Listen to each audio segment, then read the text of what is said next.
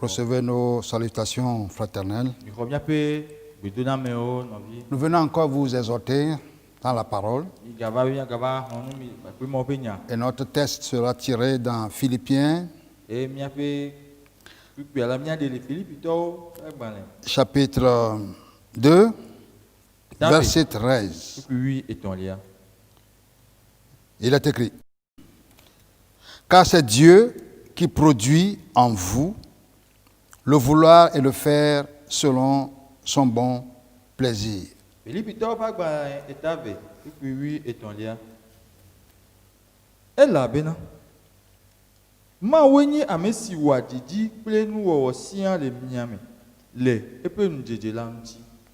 En tant que chrétiens, nous voulons sentir la puissance de Dieu dans notre vie.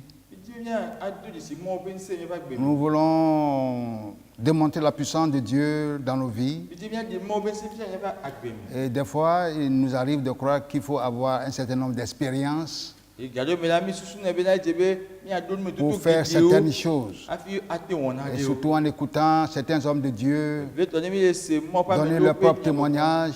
On a l'impression qu'il faut aussi avoir beaucoup d'expérience pour que Dieu se manifeste dans nos vies, pour accomplir certaines choses. Mais ici, la Bible dit que c'est Dieu qui produit en nous le vouloir et le faire selon son bon plaisir.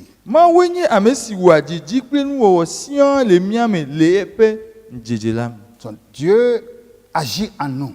Par quel moyen? Par le Saint-Esprit. C'est pour cela qu'en tant qu'enfant de Dieu, nous avons besoin du Saint-Esprit. D'ailleurs, Jésus lui-même avait dit quelque chose dans Luc 11, verset 13.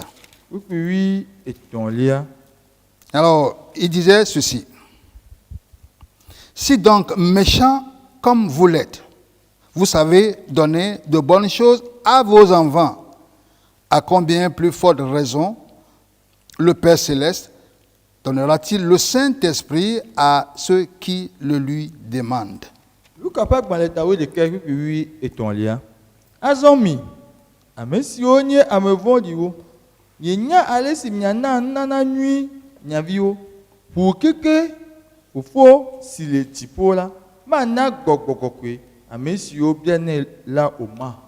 Donc, ici, Jésus dit que vous, les hommes, quoique méchants, vous savez donner de bonnes choses à vos enfants. Donc, de la même manière, il est question que Dieu le Père donne le Saint-Esprit à ses enfants.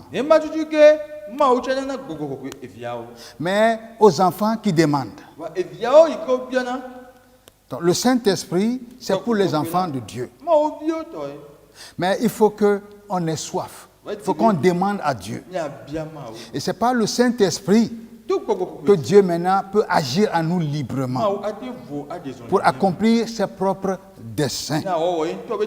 Voyez-vous, c'est le Saint-Esprit qui nous donne cette capacité, cette habileté à utiliser la parole de Dieu efficacement. Parce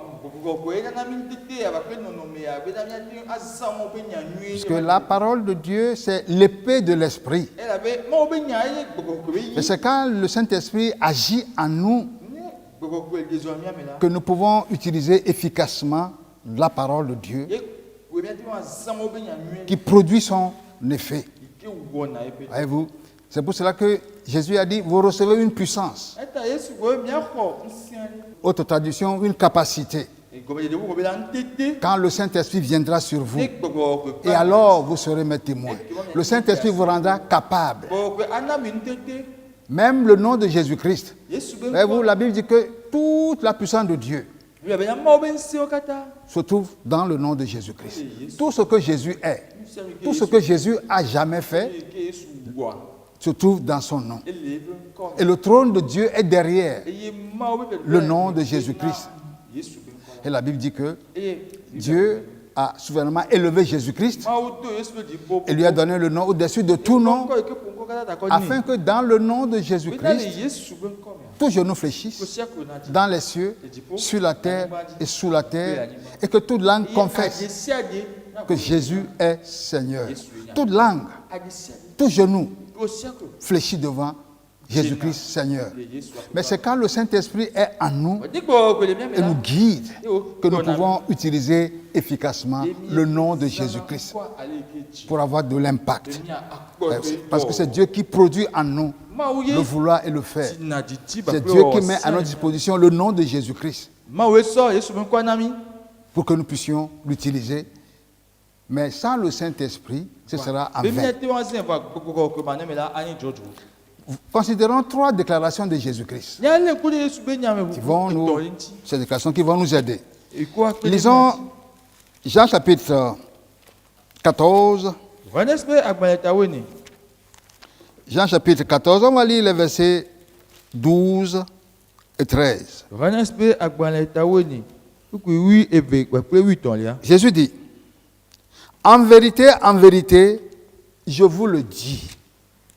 Celui qui croit en moi fera aussi les œuvres que je fais. Et il en fera de plus grandes parce que je m'en vais au Père. Mais le egbonami bena. Amesi roi dine senala. Dosio o melela. E ya han awe. E ye gato ou siao wao. E la bena. Et verset 13 dit, et tout ce que vous demanderez en mon nom, je le ferai, afin que le Père soit glorifié dans le Fils.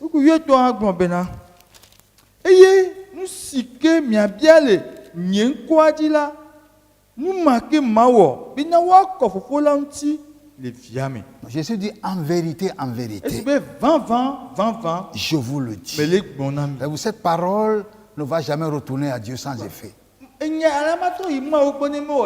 dit, celui qui croit en moi,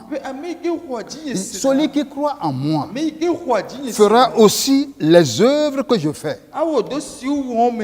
J'aime beaucoup ça parce que ça montre que Jésus c'est un vrai mentor. Il veut que ceux qui sont instruits par lui fassent exactement la même chose que lui. Nous ne voyons plus cet esprit-là dans l'église aujourd'hui. C'est un peu comme c'est seulement certains qui vont s'élever et c'est les seuls qui vont faire certaines choses. Et les autres vont toujours être sur les bancs en train d'écouter et de suivre. Jésus dit, celui qui croit en moi fera aussi les œuvres que je fais. Et puis il dit, il en fera de plus grandes parce que je m'en vais au Père. Ça veut dire que si nous sommes enfants de Dieu, dans le plan de Dieu, nous pouvons faire les œuvres de Jésus-Christ. Pourquoi? Parce que c'est Dieu lui-même qui agit en nous, qui produit en nous le vouloir et le faire, selon son bon plaisir. Et si nous sommes enfants de Dieu, et que nous avons le Saint-Esprit en nous, et que nous sommes obéissants, Jésus dit, les œuvres que je fais, vous ferez ces œuvres aussi. Et puis il dit, tout ce que vous demanderez au Père, ça veut dire qu'il nous donne le droit d'utiliser son nom. Pour faire quoi? Pour faire ses œuvres.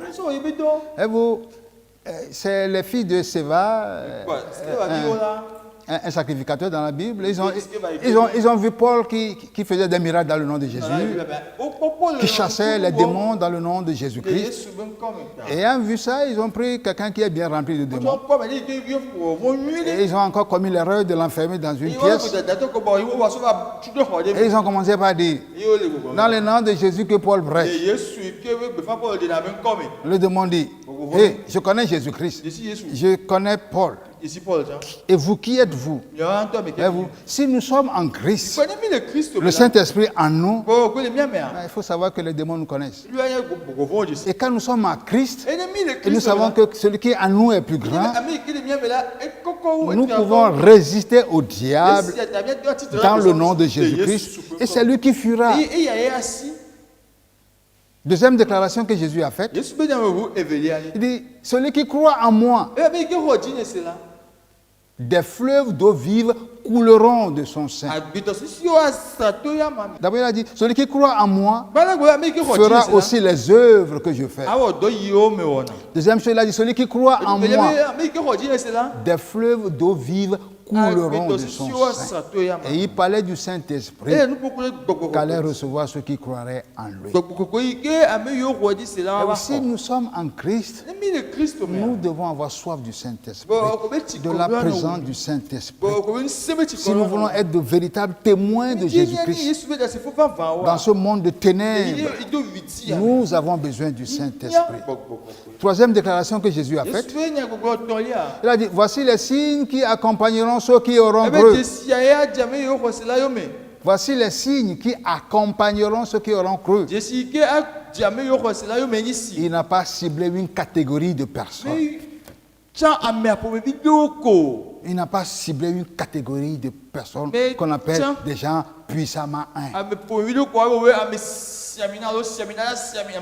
Le secret, c'est que la Bible dit, si quelqu'un n'a pas en lui l'esprit de Jésus-Christ, il ne lui appartient pas. Donc si nous sommes à Christ, nous lui appartenons et son esprit est en nous. Mais nous pouvons demander encore pour être remplis du Saint-Esprit. Et alors Dieu agit en nous pour produire, le vouloir et le faire selon son bon plaisir. Et c'est comme ça que nous sommes appelés à être les témoins de Jésus-Christ. Voyez-vous, le Saint-Esprit nous donne cette assurance que en Christ, nous sommes devenus la justice de Dieu. La Bible dit que Jésus a été fait pour nous justice. Il a été fait pour nous sanctification. Il a été fait pour nous rédemption. Et il est notre sagesse. Ça veut dire que si nous sommes en Christ, nous avons revêtu Christ. Et si nous sommes morts avec lui, nous sommes ressuscités ensemble avec lui. Et lui qui n'a point péché, il est devenu péché, afin qu'en lui, nous devenions la justice de Dieu. Et si nous devenons justice de Dieu, ça veut dire que nous pouvons nous présenter devant Dieu sans condamnation.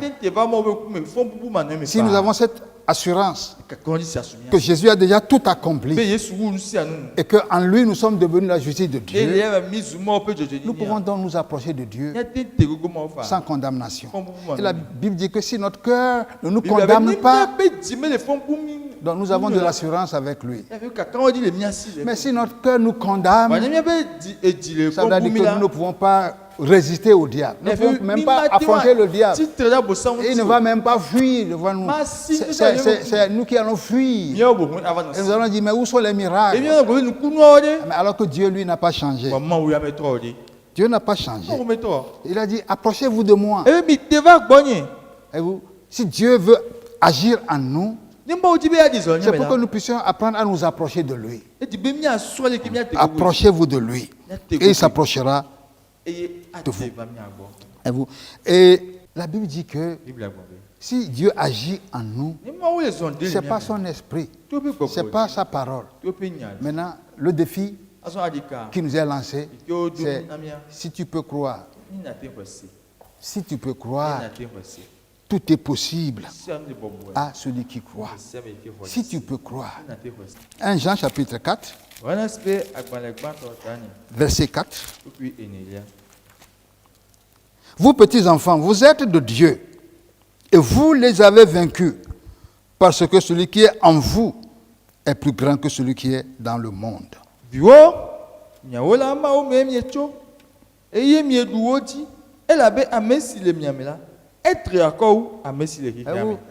La chrétienté, c'est une chose merveilleuse. Mais en même temps, vous allez subir quand même des persécutions. Ça, c'est sûr. Parce que la Bible dit que Dieu nous a engendrés par sa parole. selon sa propre volonté. Donc ça veut dire que c'est Dieu lui-même qui veut que nous soyons ses enfants. Et il nous a engendrés par sa parole. Donc si nous sommes enfants de Dieu, ça ne vient pas de nous. C'est la volonté de Dieu. Et si nous sommes enfants de Dieu, nous devenons participants de la nature de Dieu. Nous recevons la nature de Dieu par la foi en Jésus. Et c'est là où nous recevons aussi la vie éternelle. Parce qu'il est écrit, Dieu nous a donné la vie. Cette vie se trouve dans son Fils. Celui qui a le Fils a la vie. Celui qui a le Fils a la vie. Nous devons savoir que nous avons la vie de Dieu. La vie de celui qui a vaincu la mort est en nous. La vie de celui qui a tout créé, cette vie est en nous. C'est pour cela que la Bible dit qu'en Jésus, nous sommes créés, nous sommes son ouvrage, l'ouvrage de Dieu. Nous sommes son ouvrage, créé en Christ pour de bonnes œuvres que Dieu a préparées d'avance pour que nous les pratiquions. Ce n'est pas par notre propre force que nous allons les pratiquer. C'est Dieu qui produit en nous le vouloir et le faire. Bien plus, en tant qu'enfant de Dieu, notre corps est le temple du Saint-Esprit. Et nous avons accès au nom de Jésus-Christ. Le seul nom que les démons règnent. Nous avons accès à ce nom. Mais ce n'est pas l'inspiration du Saint-Esprit que nous pouvons utiliser efficacement ce nom. Et c'est ainsi que Dieu produit en nous des choses qui dépassent notre compréhension. C'est quand nous sommes faibles que Dieu veut se montrer fort. Si nous mettons toute notre confiance en lui. C'est ça la foi. Qui est celui qui a vaincu le monde? Sinon celui qui croit. Celui qui croit que Jésus est le Christ, le Fils de Dieu. Nous pouvons donc conclure en disant que, en tant qu'enfant de Dieu, c'est Dieu qui produit en nous le vouloir et le faire selon son bon plaisir. Et il accomplit toutes ces choses en nous par son Esprit Saint. En tant qu'enfant de Dieu, nous devons apprendre à collaborer avec le Saint-Esprit. Nous devons apprendre l'obéissance, la soumission. Nous devons apprendre à nous approcher de Dieu. Notre vie de prière doit être une vie réelle. C'est quand nous nous approchons de Dieu, dans la prière, que Dieu nous prépare pour de grandes choses, pour accomplir ses propres desseins. Donc toi aussi, Dieu peut t'utiliser pour faire de grandes choses. Si tu es un né de nouveau, tu es un ouvrage de la main de Dieu. Maintenant, tout dépend de toi. Tout dépend de toi. Qu'est-ce que tu fais de ta vie de prière? Qu'est-ce que tu fais de tes temps de méditation? Quelle est la relation avec le Seigneur? C'est important, ces choses. Et nous devons savoir que Dieu, le Père, c'est lui qui produit en nous le vouloir et le faire. Donc, je n'ai pas besoin d'envier quelqu'un. Je me contente de ce que Dieu me donne. Je me contente de ce que Dieu veut faire avec moi. C'est lui qui fait ce qu'il veut. Où il veut, quand il veut, avec qui il veut. Mais le Seigneur a dit une chose que nous devons retenir. Il dit, celui qui croit en moi, celui qui croit en moi fera aussi les œuvres que je fais. Mettons notre confiance dans le Seigneur. Apprenons à marcher avec lui. Et nous verrons sa gloire. Et nous serons ses témoins dans ce monde. Que Dieu vous bénisse. Amen. Seigneur, nous voulons te dire merci pour ta parole. Nous demandons que tu illumines tous ceux qui écoutent cette parole, qui soient touchés dans leur homme intérieur, qui soient transformés dans leur homme intérieur, dans leur pensée, pour qu'ils puissent devenir des témoins pour accomplir ce pourquoi tu les as appelés. Et ceux qui sont encore loin de toi, Seigneur, ramène-les à toi, qu'ils soient sauvés, qu'ils reçoivent la vie éternelle par la foi en Christ et qu'ils deviennent aussi des élus, des instruments de tes mains pour gagner d'autres. Nous prions pour eux dans le nom de Jésus-Christ. Amen.